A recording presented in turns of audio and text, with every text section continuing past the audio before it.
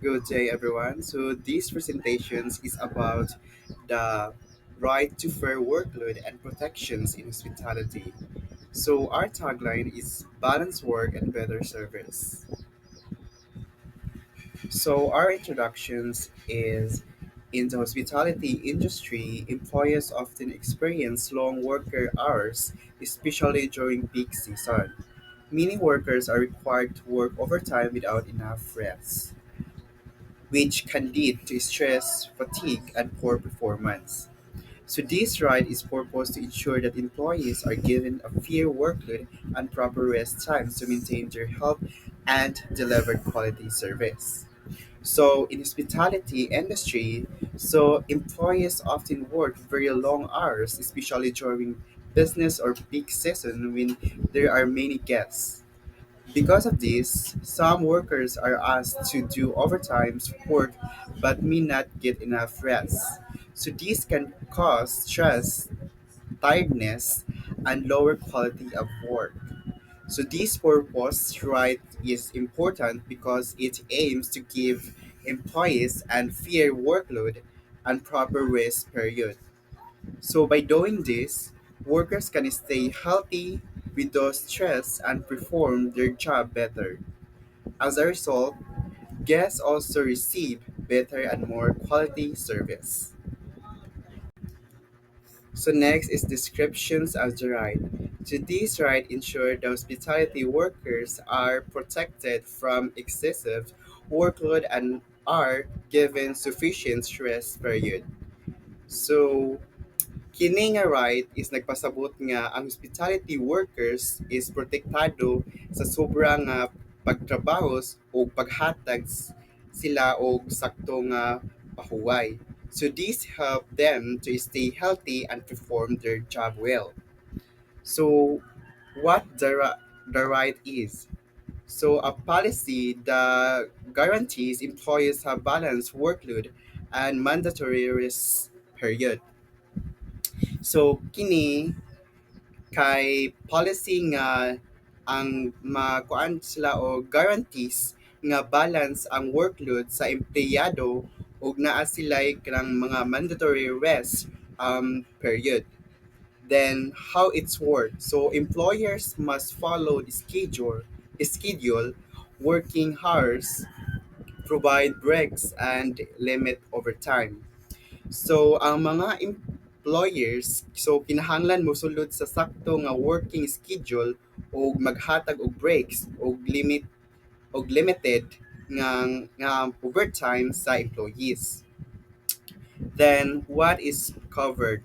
So, working hours, so rest day, break times, and overtime limit. So, kini impil po ni siya sa working hours, right, rest day, and break times o overtime limit. Then, who is applied to? So, both employees and employers. So, kini nga rights para sa both employees or employers. Ang employees, so makabenepisyo og ang employers, so mo ni sila ang mga responsibilidad nga musulod ani. So next is employee. So employees benefits because they are protected from overwork and burnout, allowing them to stay healthy and productive. So ang employees is makabenepisyo ani nga rights kay para maprotektahan sila gikan sa sobra nga trabaho o burnout. So this help them to stay healthy so dili dali kapoyon o mahimong mas productive sa ilahang works. So next is employer. So employer must follow fair scheduling practices to ensure efficient operations and provide employee fatigue that may affect service quality. So ang employers kay kinahanglan nga mosunod sila sa fair scheduling practices aron mabalance ang trabaho ug pahuway sa mga employees. So this ensure smooth operations o malikayan ang employees fatigue nga makaapekto sa quality and service. The next is legal basis related law. So this proposed right is related to. So kini nga proposed right nga dili lang basta ideas nga naka-base ni siya sa existing law sa Philippine nga nag-protect sa mga workers. So labor code of the Philippines so regulate working hours or overtime and rest period. So, kini nga balaod nag-regulate sa working hours or overtime nga rest period. So, ang pasabot ani is naanay daan rules kung pila ka oras ang pagtrabaho o kano sa ang overtime o kinahanglan nga adunay pahuway ang mga empleyado. And then occupational safety and health standard o OSH. So in this ensure employee well-being and safety. So, kini nga standard nga focus sa safety o well-being sa employees. So, siguraduhon nga ang workers is dili ma-overwork o healthy sa ilahang workplace. Then, all through, rest time is the method in existing law. This proposal strengthens in enforcement, especially in hospitality settings. So this proposal makes sure that the rules about the rest our working hours are more strictly strictly followed, especially from the hospitality workers.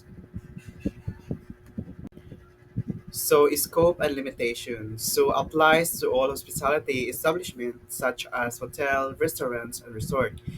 So, kini nga rights applicable sa tanan hospitality establishment sama sa hotel, restaurants, o resort. So, tanan workers is in ani nga industrial covered ani nga rights. Then, applicable during regular and peak season. So, applicable po ni during regular days or peak season like holiday or business period, bisan pa og dili daghan nga guests, so dapat na ay gihapoy sakto nga oras sa trabaho o pahulay. Then, limitation. So, may allow overtime during emergency or special event. So, naay mga sitwasyon nga pwede gihapong mag-overtime ang mga employees sama sa mga emergencies, special events, like that. Pero kini nga right is subject gihapon ni sa company policies o schedule system. So mag-manage sa schedule pero dapat fair gihapon og dili abusado. So next is positive impact. Employee welfare reduces stress and improve physical and mental health. So it means employees are cared for and supported so they feel less stressed and healthier physically and mentally. So next is work environment creates a more positive and productive workplace. So it means the workplace becomes happier, more peaceful, and more productive because employees work well together. So next is business operations improve efficiency and reduces employee turnover.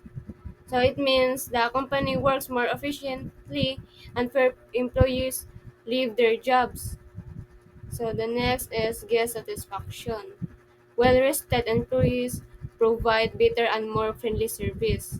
So it means that customers or guests receive better and friendly service because employees are well rested and happy. So next is possible challenges and proposed solutions. So there are three of challenges. Increase labor cost. So, mutaas ang gasto sa company kay basin kinahanglan mag-hire og additional staff para dili ma-overwork ang employees. In short, mas mahal ang operations. So next is resistance from management. Naay uban nga managers nga dili ganahan mosunod dayon ani nga palisi kay lisod i-adjust ang systems. Basin magduda sila kung effective pa ni. So next is scheduling difficulties. So lisod usahay mag-arrange og kanang schedules nga balance ang work og rest during peak seasons kay maglibog sa pag-assign og chefs. So next is solutions. There are three. So provide proper workforce planning and scheduling. tools. So gamit og maayo nga planning og tools para ma-organize ang schedule sa employees. Mas madali ma-balance ang work og rest time. So next is gradual implementation of the policy. Dili dayon kalit i-implement kay hinahinay lang para ma-adjust ang company para less pressure sa management of staff. The last is conduct training for managers on workload management. So hatagan og training ang managers about sa workload management para mas kabalo sila unsaon pag-handle sa employees og sa schedule properly. So the next is key scenarios. A hotel employee is assigned to work 12 hours straight during a busy holiday season without proper breaks. As a result, the employee becomes tired and makes mistakes when assisting guests. With the proposed right, the employee is given proper rest periods and limited working hours. This helps improves the performance and ensures guests receive better service. So na ang usa ka hotel employee gipatrabaho ka ng 24 hours diretso during sa busy nga holiday seasons nga walay pahulay. Tungod sa diyang kakapoy, nakahimo si jag ka ng sayop sa pagtabang sa usa ka guest. So if employees are given proper rest, breaks, and limited working hours, they can work better, avoid mistakes, and provide better service to guests.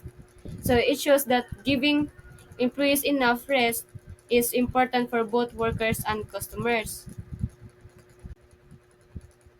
Next is monitoring mechanism and penalties. So implementation managed by human resources or HR, clear work schedules and time tracking. So in this policy, the implementation is handled by the human resources or HR department. They are responsible for making sure that employees follow the proper work schedules and that their working hours are properly recorded through a time tracking system. So next is monitoring, employees feedback system, regular performance and compliances reviews. So to ensure that the policy is followed, there are several monitoring methods. First is employees are given a feedback system where they can report concerns or issues about their schedules and working conditions. So second is regular performance and compliances reviews are conducted to check if employees and management are following the rules correctly. So next is penalties. First offense warning. So if violations happen, there are corresponding penalties. For a first offense, the employee will receive a warning. Second offense, if the violations happens again, sanctions or fines may be applied. For repeated violations, more serious actions may be taken, including possible legal action. So, in overall, this system is designed to ensure fairness, accountability, and proper enforcement of work policies.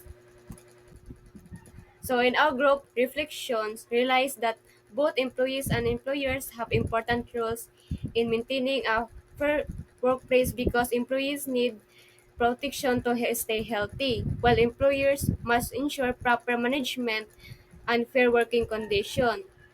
We also learned that balanced working conditions lead to better service, improved performance, and business success. So, in the hospitality industry, this has a big impact because well treated employees become more motivated, efficient, and provide better customer service, which result in higher guest satisfaction. However, if employees are overworked or stressed, it can be lead to poor service, mistakes, and negative guest experience that may affect the reputation of the business. So, respecting workers' rights is not only ethical but also essential for the growth and success of the hospitality industry.